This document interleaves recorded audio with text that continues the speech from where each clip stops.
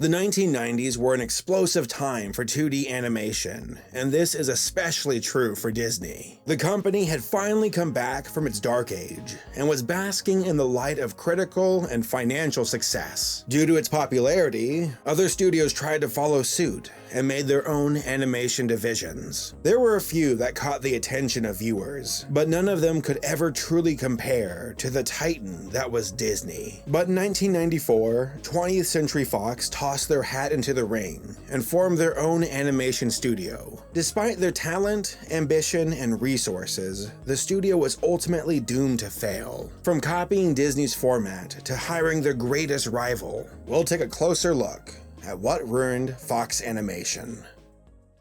Our story begins with a fella named Don Bluth. And let me tell you, if there was a person who truly challenged Disney, it was this guy. And ironically, that's where our story starts. Don worked as an animator at Disney and was very talented. Unfortunately, he had creative differences with the studio and did not agree with the direction they were going. The drama reached a boiling point, and he quit in 1979. A handful of other animators left alongside him, and the group went on to form Don Bluth Productions. The first moderate hit from the studio was The Secret of NIMH in 1982.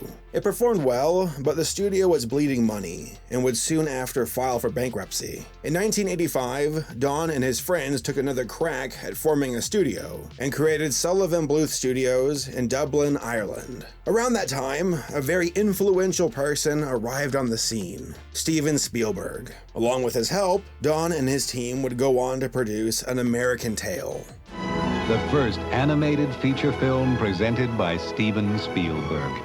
An American Tail, a Don Bluth film, coming this Thanksgiving.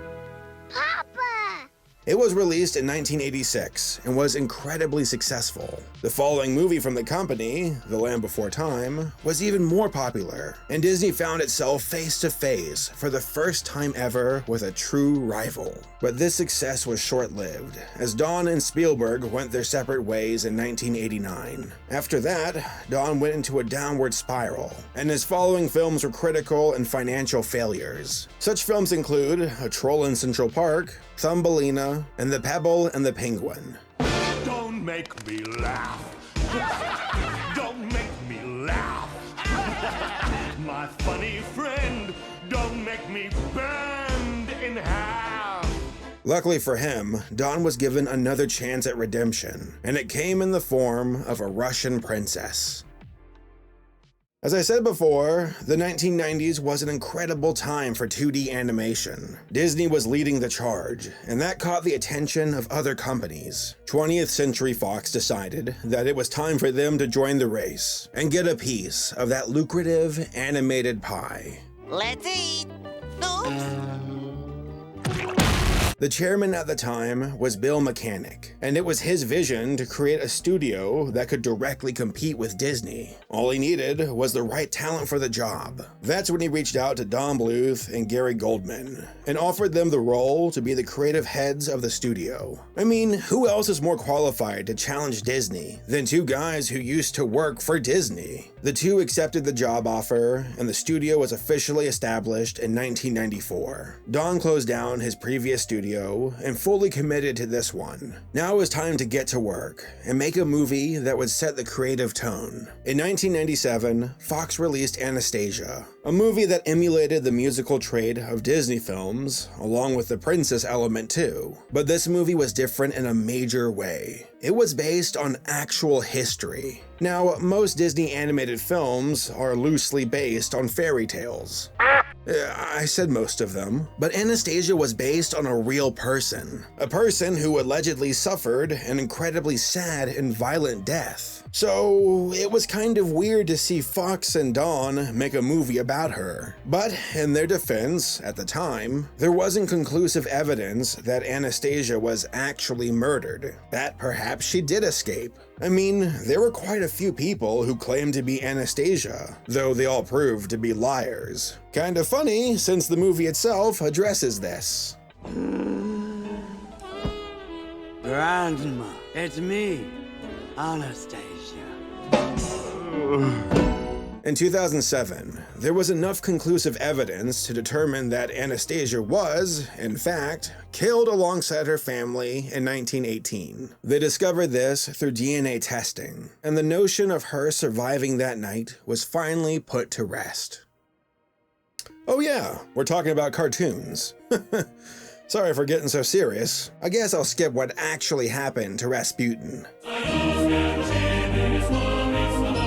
But it was nice to see Russia get some attention in an animated film, especially during the time between World War I and World War II. I mean, it's unusual, but definitely interesting. Also, the movie itself was very popular and did great financially. I personally enjoyed the movie. The casting was well done, the songs were catchy, and the animation was top-notch. It was a good first step for Fox Animation, and Don was proving his worth as a creative head for the studio. But this success was not meant to be, and drastic change was on the horizon.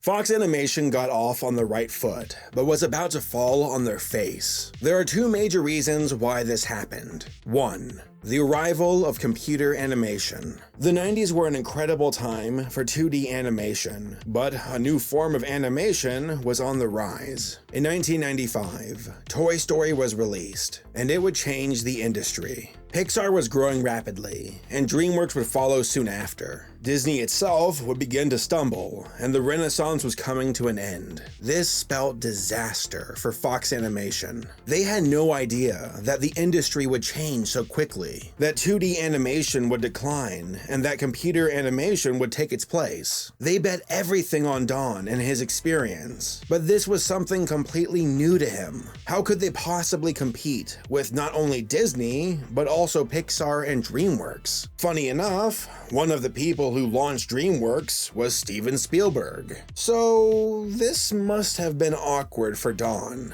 It's like the equivalent of seeing your ex on a date in public. But Fox Animation wasn't out just yet, and had another movie in production. With their combined talent and resources, there was a chance that they could bounce back with a film called Titan A.E. Which brings me to my next point.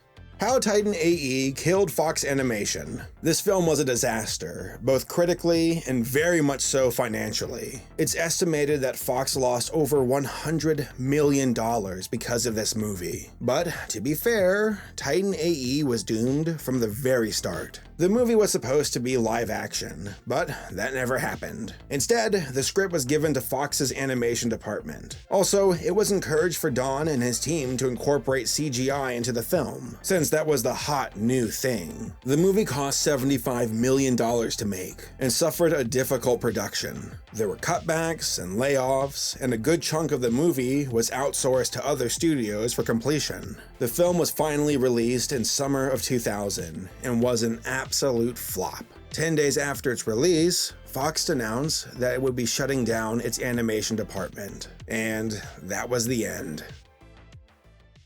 Despite the fall of their animation department, Fox found success with Blue Sky Studios. Originally, Fox had little faith in the studio and considered getting rid of it, but reconsidered after the release of Ice Age in 2002. It was a massive success, though more on the financial side than critical.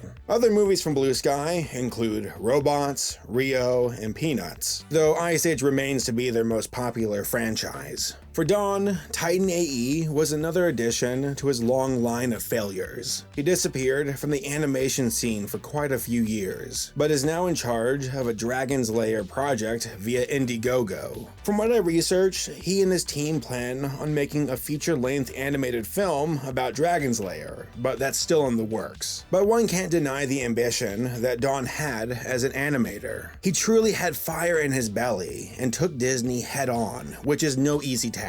Funny enough, it seems that he and Disney are on better terms now, and he even visited the studio not too long ago. But at the end of the day, Disney won the war, and is still marching on. As of right now of recording this video, it looks like Disney will move forward with purchasing Fox, and that means that all of their animated properties, both old and new, will belong to the mouse. That's right, Anastasia will be a Disney princess. Maybe we'll see her in Wreck-It Ralph too. Overall, I give credit to Fox Animation for trying, but their timing was awful. If they would have started a few years earlier, things might have been different. But between the failures of Titan A.E. and the shift in the animation industry, Fox stood little chance in succeeding as their own studio. I should also mention that they had a direct-to-video sequel to Anastasia called Bardock the Magnificent, but it had little impact on the decline of the studio. There were also rumors of a computer-animated adaptation of Barlow's Inferno, which would have been very fascinating. The story itself is